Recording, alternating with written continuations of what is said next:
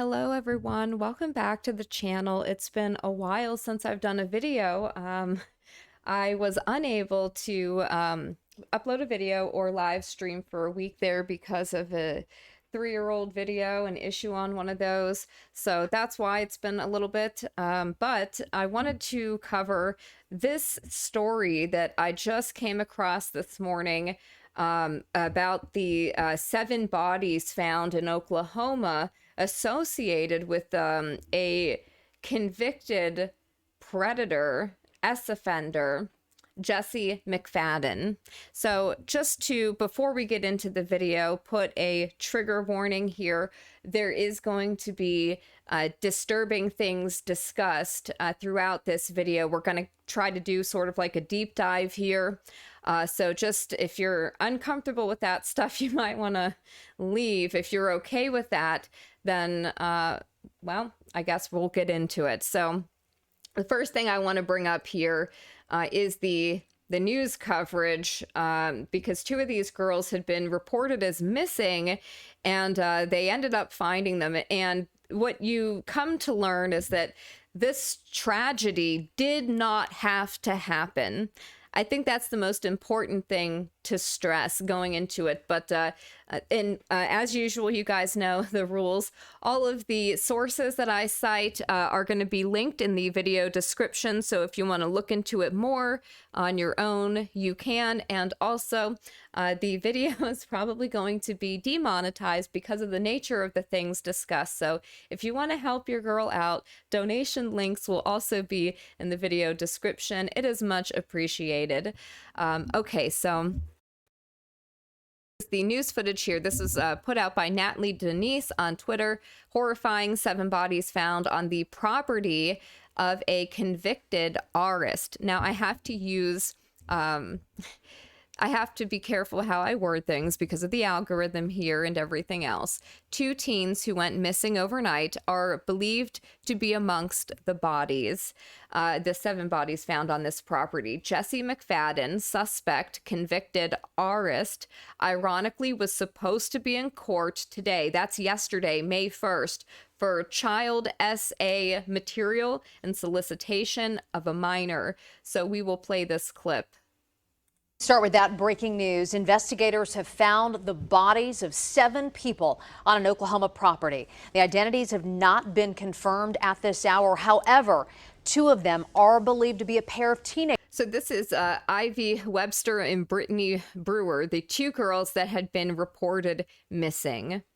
Who went missing overnight. We appreciate you joining us here at 5 o'clock. I'm Jessica Shambach. I'm Evan Onstott. Good evening to you. We have KOCO's Abigail Ogle joining us in studio as well. Abby, another one of those bodies we're told is likely the person of interest in these girls' disappearance. Just a horrific scene, and certainly not the update that we wanted to report when we first told you about this. This all started as an endangered alert for 14-year-old Ivy Webster and 16-year-old Brittany Brewer.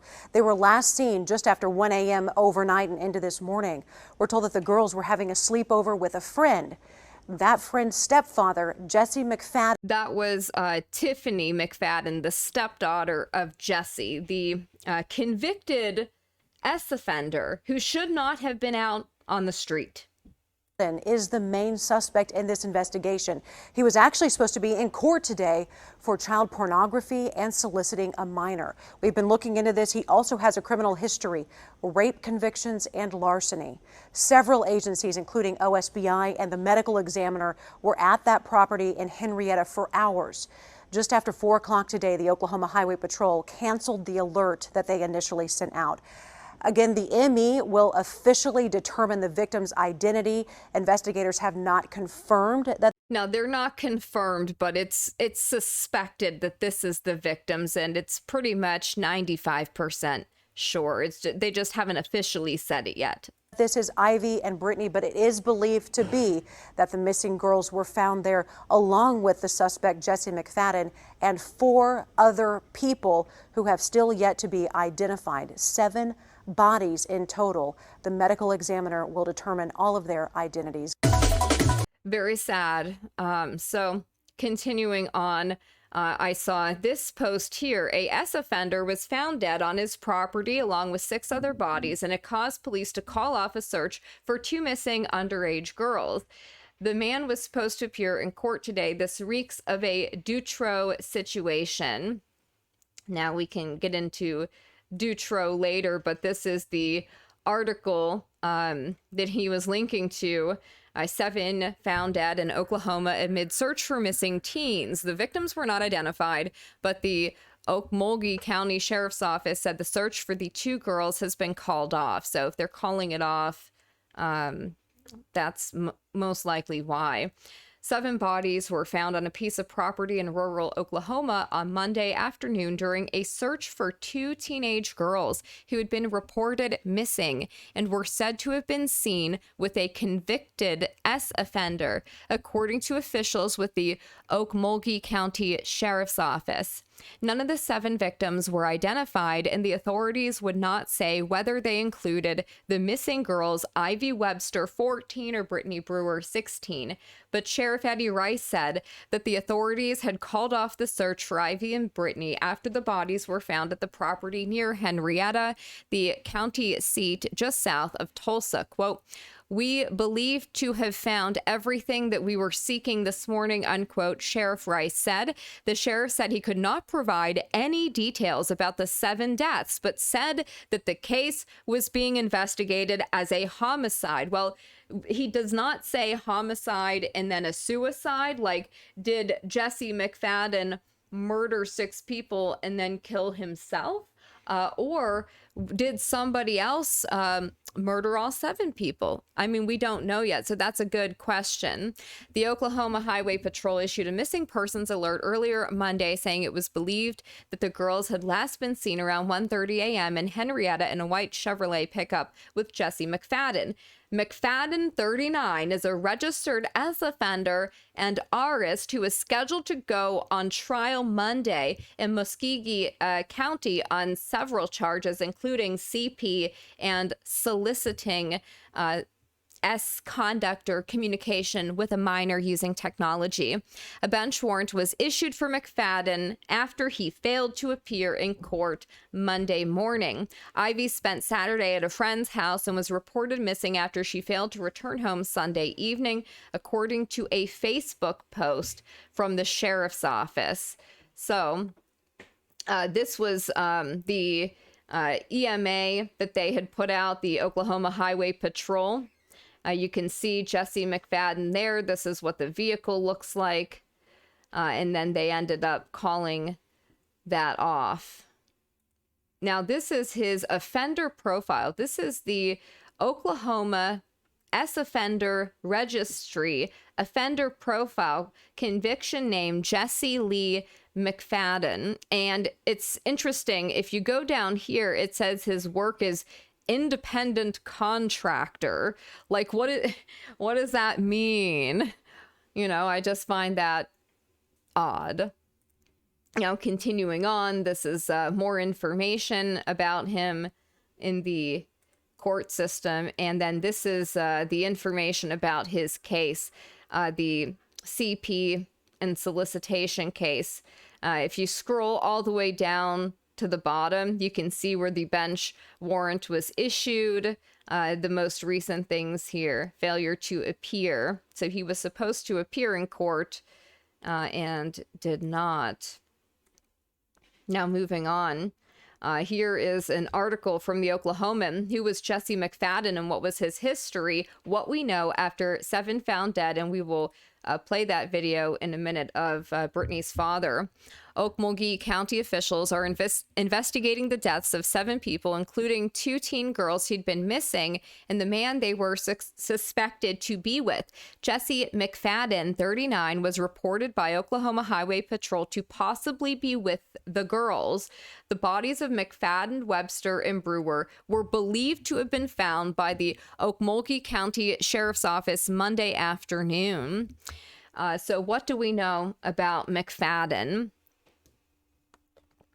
Court records show McFadden was due Monday in Muskogee County District Court on a jury trial on one count of soliciting conduct with a minor by use of technology and one count of possession of CP. McFadden failed to appear in court. The judge issued a bench warrant for his arrest. Records show McFadden was accused of the crimes while he was a state prisoner, serving a 20-year sentence for first-degree R, which he was convicted of all the way back in 2004. Deaths near Henryetta, Oklahoma. Yep. The Muskogee Phoenix previously reported McFadden was accused of having a cell phone while an inmate at Just Done Correctional Center in Taft. In July 2016, he was accused of using the phone to communicate with a 16-year-old girl in Muskogee. The newspaper reported. State Department of Correction records show McFadden was discharged. He was released in October of 2020. In Oklahoma, first-degree R is considered a quote-unquote 85% crime, meaning those convicted of the offense must serve at least 85% of their sentence before becoming eligible for parole. So he should not have been on the street. How about he serves 100% of his sentence, not 85% of it? And had he not been released, perhaps this wouldn't have happened.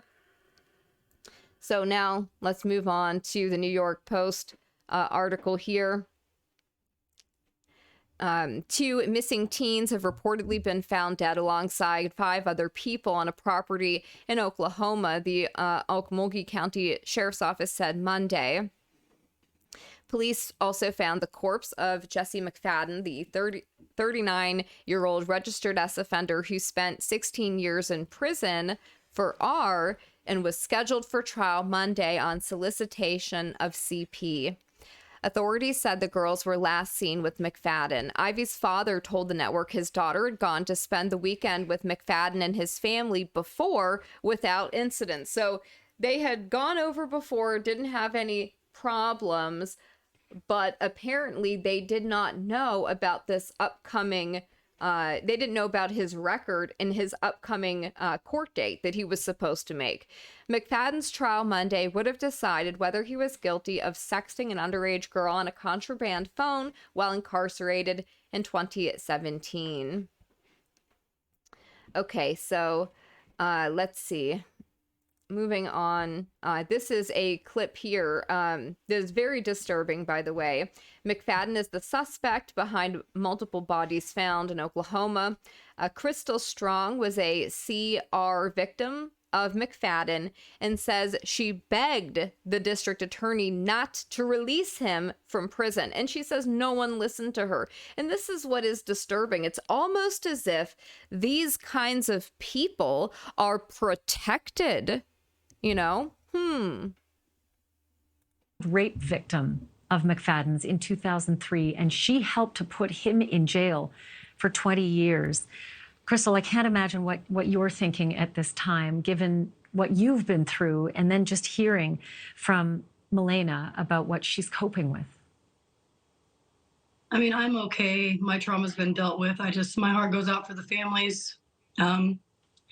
I begged the DA a long time ago not to ever let him out of prison because I knew that he would do this to someone else. I've never been contacted about when he was getting out. The last time I heard from anybody. What's weird about this is that he was serving a sentence for, it said first degree R, but she says that she was like a child victim of his. So why was he not charged with PEDO charges? Why just the R charge? That to me is strange. And again, it suggests some type of, I don't want to say cover up, but people protecting a certain kind of person, we'll just say. It was when I was 17 and the DA or whoever it was told me that Jesse was really high on meth, that he's sorry, things happen and I need to learn how to forgive. And I hung up on her and I tried to suppress the memories and move on with my life. I don't have any contact with Canadian Shores or any of that area. And the minute I heard about this morning, I had a gut-wrenching feeling that those babies weren't going to come out of there. Crystal, this happened to you at the same age. I mean, Brittany's mom just told us she had only just turned 15. You were 16 when he attacked you. What was the circumstance? He was actually, so I grew up, my dad lived around there, around Canadian Shores, and I grew up with his girlfriend and her sister. And he had showed up. I had been at a party that night in McAllister, and I had left my truck in McAllister and got drove home by someone else, some friends. And 3 friends actually, and my stepmom had drove by that night in the middle of my rape, but they kept going because my truck wasn't there. But Jesse had showed up and kept telling me that Holly kicked him out. He needed somewhere to go, things like that. And I was like, look, you really just need to call Holly. Like, you don't need to be here. And then I remember just being shoved through my door, a sock in my mouth, and being tied up to my own bed, and just horrible things happening. I remember the DA telling me that I would never have children. She will never have children because of what this freak did to her, and they allowed him back on the street. I just suppressed a lot of those memories, and then today brought it all back. And I just, all I wanted was those babies to be brought home. And that's what we were all hoping for when that alert went out, that they would find those girls. I've been talking to Caitlin Babb. They've been putting her case on the back burner for a lot of years. Here's the other thing. Why didn't they care about her case? Why did it take so long? It's been years that it took for this guy to have this court date coming up. Why? Why did they seemingly not care about this guy? The girl with the pornography, with the charges that he was supposed to go to court for, he basically told her this morning, and I have screenshots of him telling her that when this all goes down, this is going to be your fault. And supposedly she gave that to the cops, I guess, and nothing was done. And I want to be really clear, Crystal, you're talking about Caitlin. She was the subject of those lewd photographs that Jesse McFadden had in prison on a contraband phone. And she has spoken with you. And here's the other thing. Was this guy part of a PEDO network? Because they usually are. And how did he get that phone, the contraband phone, and then get into contact with another minor? It's bizarre. And given permission for you to tell her story. Yes. She said that everybody keeps blowing her off. Sorry, repeat that? She said everyone keeps blowing her off and not doing anything. She's been just shoved off to the back burner. And then last night, Jesse had messaged her, I guess from a fake account called Holidays. I have that screenshotted too, telling her, I've done everything I was supposed to do, and you just won't let well enough alone, basically. And now this is going to be on you. Basically, I felt like he was telling her he was going to do something, and she took it to I said, you need to take that to the cops. And she said, I did, and nothing's being done. And she was prepared to go through with this court hearing today, because this court hearing today for him was about that. She's been trying to do this. This all happened, I guess, when she was 15 years old. He even told her about me back when all this happened. This is how they groom their victims, by the way. And tried telling her that it all started like I was trying to do it with him, and then all of a sudden I didn't want it anymore. He had that girl so brainwashed.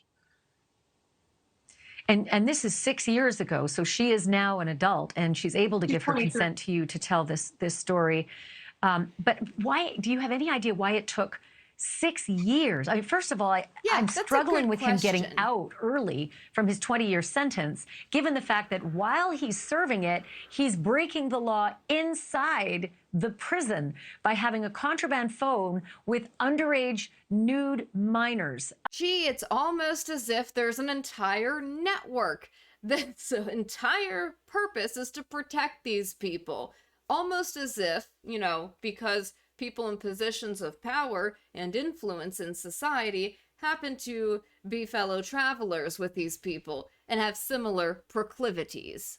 And so he's charged with it, but the adjudication, it's six years later.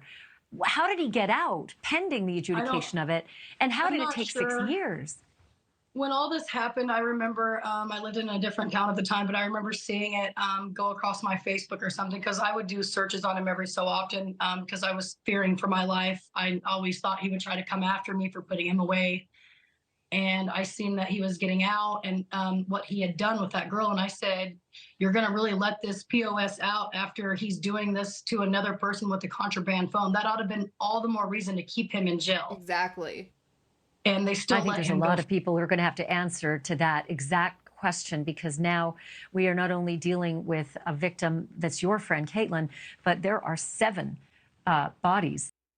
Yeah, exactly.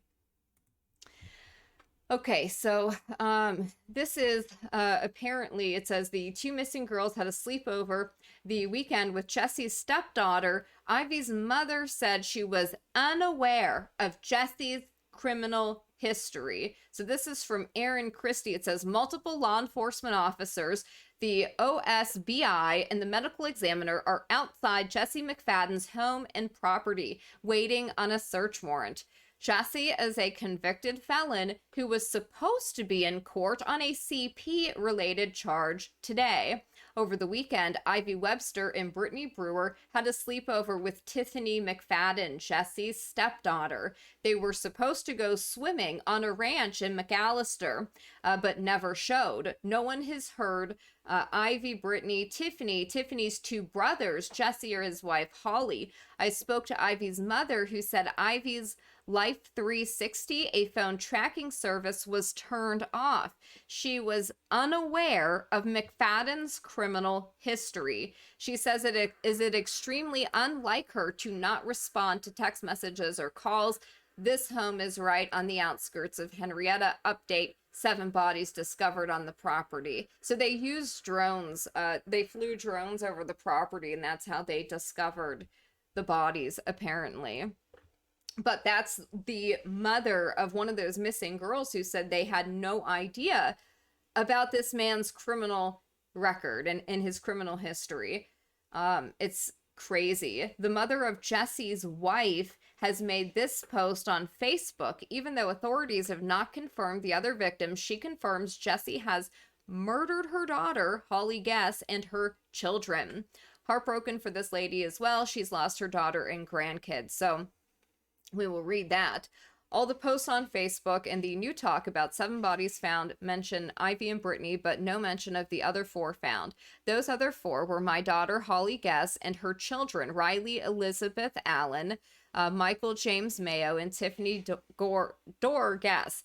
My heart does go out to Ivy's and Brittany's families, but they were not his only victims. My daughter loved her children, and yes, she married the man who killed them, but she was fooled by his charm. I hurt just like the other families, but he took my world from me, my grandchildren, my daughter. I have a hole in my heart that he created by his actions. Jesse McFadden was a monster for his actions. I would love to talk to the media and tell my side of it. I loved Ivy. She was a sweet girl. I really didn't know Brittany, but she must have been a sweet girl for my Tiffany to care for her. My prayers are there for both of the other families. I just ask people remember my family as well, and they had names too. Holly's husband killed Holly and her children, plus 2 of Tiffany's friends who spent the weekend with her. He killed them around 1:30 in the morning. Tragic. Now, this is also weird. So McFadden's attorney in the underage sexting case was Rex Earl Starr. Interesting how Starr was formerly a prosecutor under U.S. Attorney Gary Richardson, who, after U.S. Attorney, was the law partner of future Governor Frank Keating of the OKC bombing case fame. Very interesting. You can see his attorney listed here in his case. This is him. Starr received his bachelor's and master's degree from the Oklahoma State University in 1965 and 1966, respectively, and in 1973 earned his Juris Doctorate from the University of Tulsa. Starr's professional career began in private practice, which has continued for nearly 50 years. Blah, blah, blah. He served as assistant district attorney before shifting to serve as assistant U.S. attorney for the Eastern District of Oklahoma for a year. Richardson and assistants Baker and Rex Earl Starr and Postal Inspector Larry Rominger earlier denied any illegal or unethical acts. Hambry claims the attorneys and postal inspector told her what to say at trial, and that the government attorneys provided her with a list of questions and answers. Very interesting.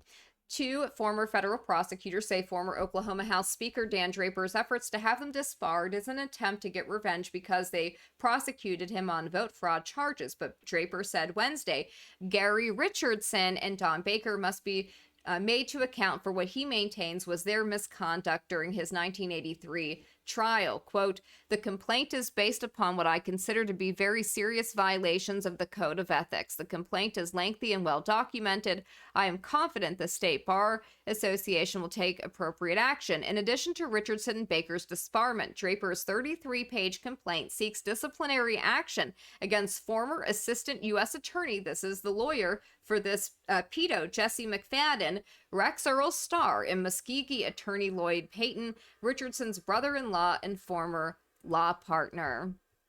It continues, Richardson was the friend and mentor to Waco DA Vic Feazell, whose record includes prosecuting 4 possibly innocent defendants for the Lake Waco murders and being accused of forcing Henry Lee Lucas to recant his confessions. Both Feazell and Richardson were part of the legal team formed by Cause Foundation director Kirk Lyons, attorney for Andreas Strassmeyer, to help mediate with David Koresh during the Waco siege. Very interesting indeed.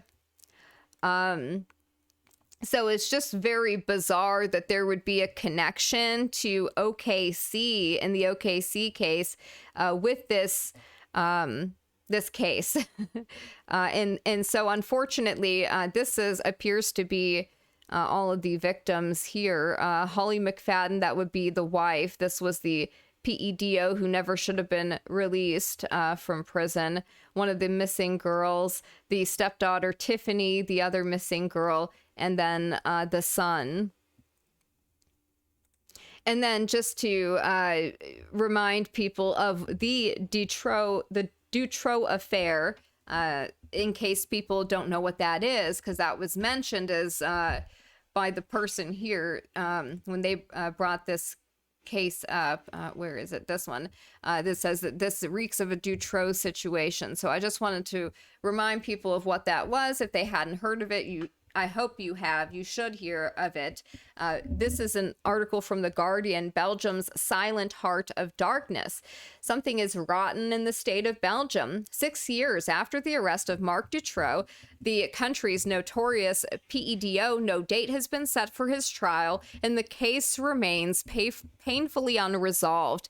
In 1995, when 2 8-year-old girls were kidnapped, Dutro, a convicted S offender, was a prime suspect from the start, yet he was not arrested for 14 months.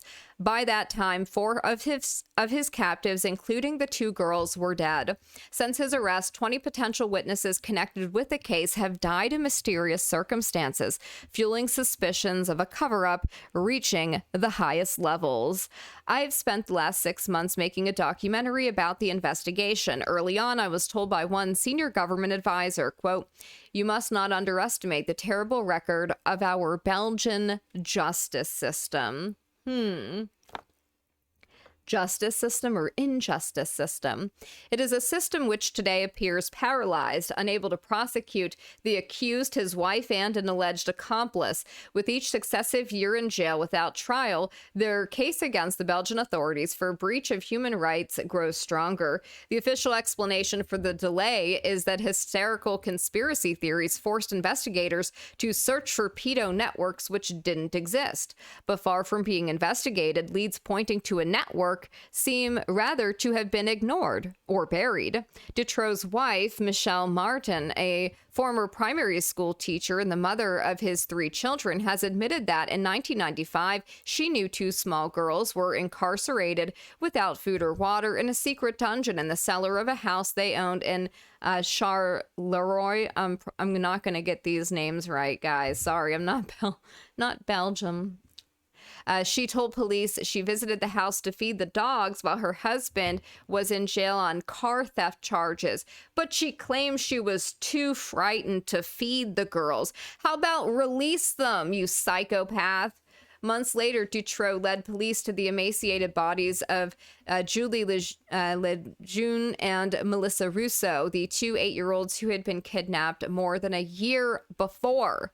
They were buried in the garden of another of Dutro's homes. Apparently, he had 5 homes. An accomplice, Michelle Laliver, a drug addict and petty thief, told police soon after his arrest the girls had been kidnapped to order for someone else.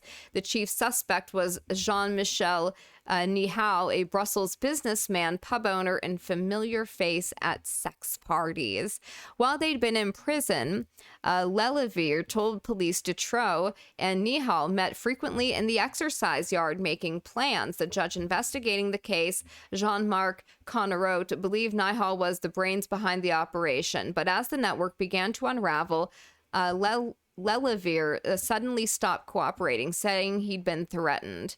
I met Nihal in a restaurant in Brussels. I am the monster of Belgium, he roared at me by way of greeting. He is confident he will never come to trial and that the evidence against him will never be heard by any jury. During the course of our meal, apparently playfully, he grabbed me, tickling, and finally pulled me over onto him in the restaurant booth until I had to appeal to my colleagues for rescue. He will never come to court, he said, because the information he has about important people in Belgium would bring the government down. The monster of Belgium denies he's a pedo, but seemed to enjoy his notoriety and demanded money for his story. We declined his offer. It's just a very bizarre case. So I will include this article.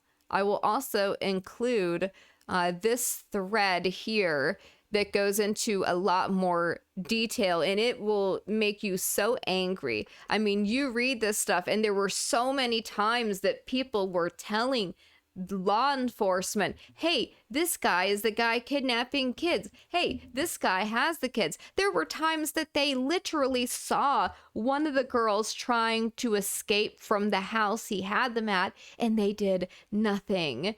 It is very, very disturbing. But it shows you, by the way, this shows you that, yes, they do have networks of these people. They do work in networks.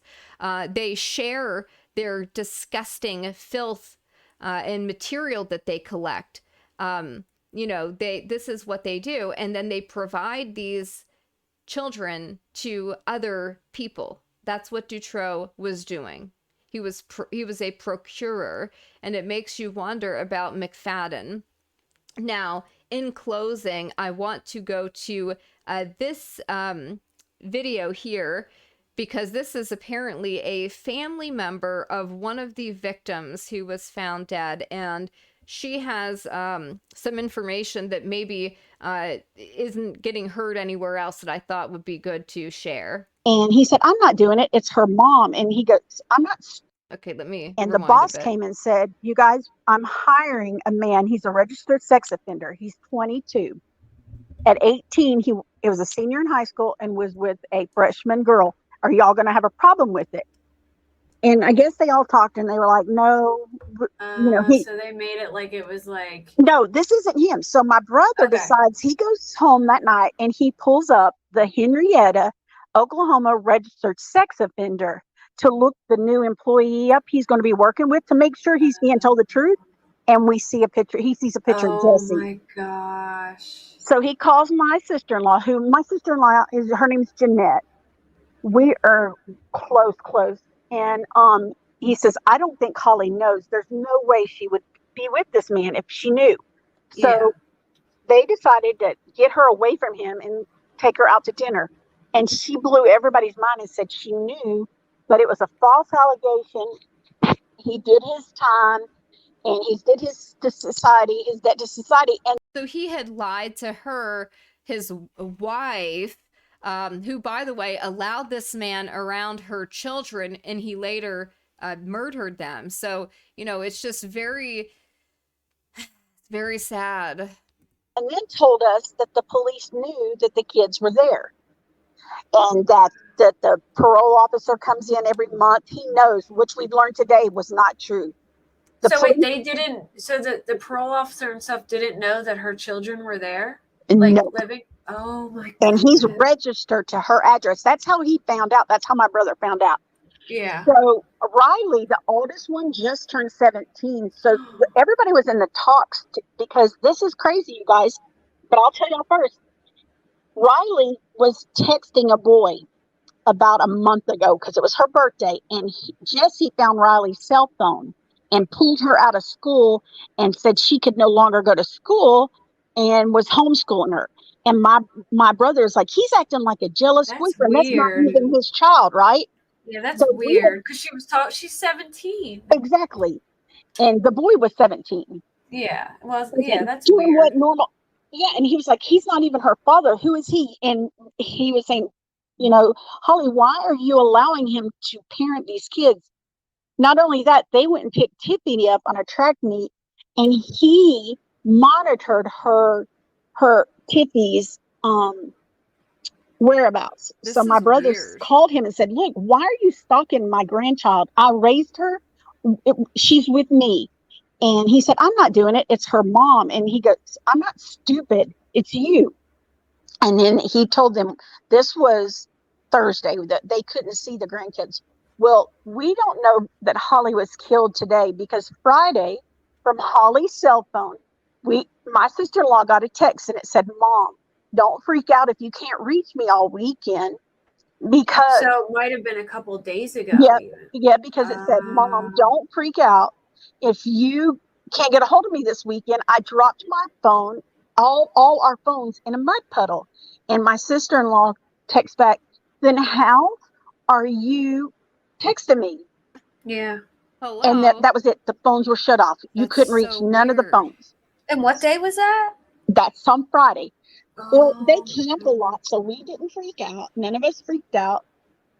And I just said, well, he's weird. I'm telling y'all, he's weird. I'm not going to lie. I told her, if something happens to those kids, I told my brother this. It's your fault. Now I feel sorry for saying it because it's not his fault. But I was angry. Yeah. Well, the police called my sister today, and they said, hey, do you know where Jessie is? And I call her my sister, but she's my sister-in-law. And with your daughter, Holly, is she there? And she said, no, we haven't heard from her since Friday. And the police said, can you send us that text? Well, when I went online, nothing mentioned Holly or the kids. It was just that it was only Ivy and Brittany and Jessie. And I said, so I called the police and said, why isn't my niece, my great two nieces, and my nephew on that? And they said, well, we need someone to do a missing persons. I filed the missing persons report. So she's the one that filed the missing persons and they called on her my family. sister-in-law, my brother, and said, because they're in Arkansas, and said, can you please come here, but don't go by the house, go straight to the police department. And that's a 4-hour, because they had to go pick up Holly's sister. And that was a 4-hour drive. And during that 4-hour drive, they got the information that the coroner was there. Then they got the information that they found the two girls and Jessie. But nothing was released yet because the police hadn't talked. So we were still in hopes that the other the other 5 were alive, my niece and her kids. And then they called and told us that all 7 bodies were found, that he killed them all. Gosh. And they were all in different, like each and every one of them was in a different spot. This is what's crazy is that my sister called and said he's kidnapped. And I'm going to be honest with you. I was upset with Holly because I was like, we didn't know he had court today. We just found out today. I said, you know what? She's ran with him. But then why would they take 2 other girls? That doesn't make sense. I said, that's throwing me off. Like, she must not have known the extent of it, though, because this is what I think. I think one or two things happened. She caught him doing something to one of those kids at the sleepover. I thought that too. Like maybe something blew up because she caught him doing something. Either that or she didn't know the extent of what was going to come out. Or that he knew Monday when he went to court, because she's on the witness list. She was going to testify that, because he was going to court because while he was in jail, I don't know why he was let out, but he was caught. Why was he let out? pictures and receiving pictures of an underage girl. But because jail, of COVID, though? he got let out. Like, Yep, in jail. The police confirmed today the pictures he sent that girl was in his jail cell. So he could not deny it. So he was lying to to Heather and Holly, telling them he didn't do it. But when she sees that picture, there's no denying it. She's going to know when he looks naked. He's in his jail cell, the police.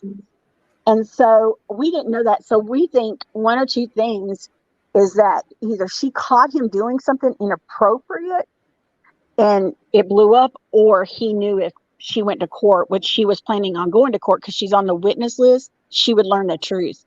But then his mom called us. The mother is weird. And told us that Saturday he called her and said he was going to kill himself because he's not going back to prison. He spent 20 years there and he's not going back. So his mother could have prevented this on Saturday had she just contacted the police when he told her that, but she didn't. For this crime, he's not. And that he's going to kill himself and he's going to take his family with him.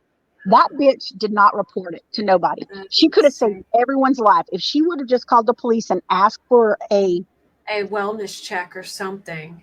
Yes, and this is the kicker too. The gun he Did had. she say why she didn't do anything? No, we've asked her to quit calling us. We are like, the gun he had, she gave him the gun, the mother. Why would she do that? Like he was recently? a felon. He's not. We don't know how supposed to have recent, one. but so she not only knew he had access to a gun, but she knew that he said he's not going back to jail. He would die and he would take his family with him. She told us that in a text message. So we have evidence. We gave it to the police. That's crazy. But she could have stopped all this Saturday. Yeah. So when he went and picked those Now, two she's girls gonna out, talk about his brother that too. was not planned. This That was is- his suggestion. It's also weird. So we're kind of wondering, did he do away with my family and then abuse those girls? So wait, it was his suggestion to pick them up? Like, Yep, and they never went to the property. They never went. And Saturday, he took the car to the neighbor and said, "Hey, I need to hide this car from my family. He did that on Saturday. oh, so I think something definitely happened on Friday. Maybe. The last time we've had any contact, we heard her voice was on Thursday, but we got that text on Friday. We don't know. We've gotten two different confirmations that the girls came and spent the night on Thursday, but they were seen Saturday, but nobody's given us confirmation that Tiffany was seen with them. Oh my gosh. And at 1:30 a.m. So this wait, morning, Tiffany wasn't even with them. So like maybe I wonder if he lied to them and been like, oh, Tiffany. the police told us, the sheriff told us, and it's not even the sheriff anymore, the Oklahoma Bureau of Investigations took over, that he is headed to Tulsa right now. He'll see the examiner and then he'll meet with us and answer any questions. But that my sister-in-law wanted to come identify the bodies, and he said we need dental records to identify the children. That's horrific. Gosh. Dental Did records. they say like what kind of like gun he used? No, but we asked, did he shoot them or drug them? Because we had a suspicion that he had drugged Holly before one time. Oh my gosh. And he His said, what? I can't answer any of that until after the state examiner in Tulsa looks over all the bodies, and we asked for them to do a autopsy report if he didn't harm the girls. Well, if he drugged her, they won't know that for like a couple of weeks. The toxicology takes a while, so you won't know that for a while. But I mean, autopsy, you guys will get answered. Yeah, but then we got a phone call from his rape victim, and she called me on Facebook. The girl he raped, when he raped her, use the word like essay. Oh yeah, it's okay, it's fine, but just but his victim that he spent 20 years in prison for. Mm-hmm. After he did what he did to her, she reported it. The police found him at the riverbank, and he had cut both wrists. So that's what he did the first time. So she said she wasn't surprised to learn that so he's clearly not mentally well. No. Was she like a kid? Her? Yes. think she was 16, she said. Oh my goodness. And he was like an adult at the time? Or Yes. Yeah, he had to have been over the legal age. Yeah. And then there's rumor that we can't confirm, but his brother, This is the weird when thing. the police went to his house this morning, his brother had somebody in a cage and he's in jail. What? His brother had someone in a cage? Yes. What in the world? Yeah. Did he own this property, or was it his parents? The property is humongous. I'm looking at the picture of it here. I'll share it. See if There's a drone footage of the bodies out in the field. How they found the bodies, because when my sister said he took my sister-in-law took my babies and my daughter, and I said, how did he get 5 teenagers, your daughter and him in that truck? It just doesn't make sense. I said, I hate to say this, but please tell the police to go inside the house and do a search of the property, a wellness check. And so she did, and they called back and they said, yes, because he is on parole, he doesn't have a Fourth Amendment right. So they could enter the house and they didn't see anything in the house. Nobody was there. So they told us that. But they were all found outside? Apparently, because they called us and said they had sent a drone up because the property is so massive. Jeez. And they had to get a search warrant to go and do this. Even though they could enter the house, they can't enter the property because they didn't own the property. Holly and them just rented this house on this property. And he doesn't have a Fourth Amendment right, meaning the police could come in at any time because he's on parole.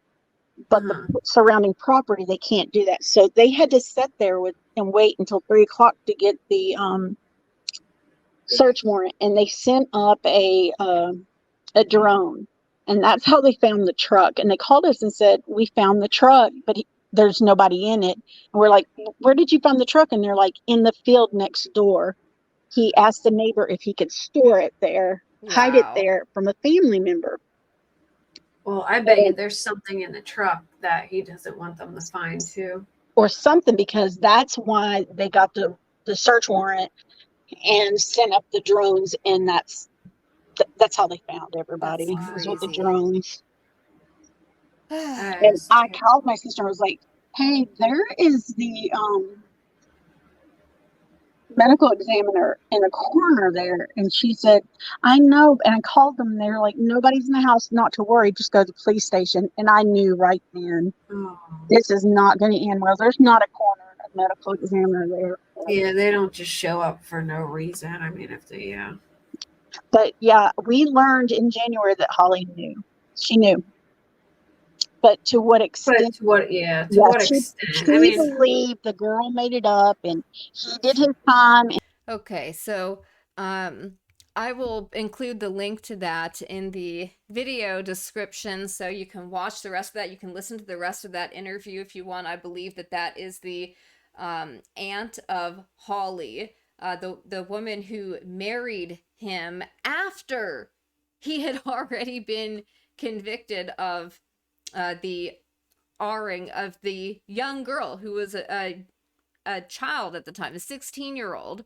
And I guess maybe it speaks to this guy's level of charm that he was able to lie to this woman to where she believed him that this was made up or whatever. And this young girl whose case he was supposed to appear in court for, that he was sending and soliciting images from while he was in jail, that he had been grooming and stuff like that. So it's just very disturbing. And I wonder about his brother too. What's going on here?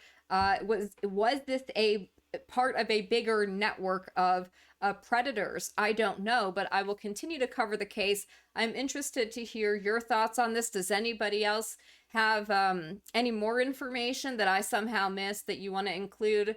Just let me know. My email address is on the about page of the YouTube channel, so you can email me links anytime. And anyways, yeah, it's just very sad. And my thoughts and prayers are with the family members of the victims, because this was tragic and it didn't have to happen.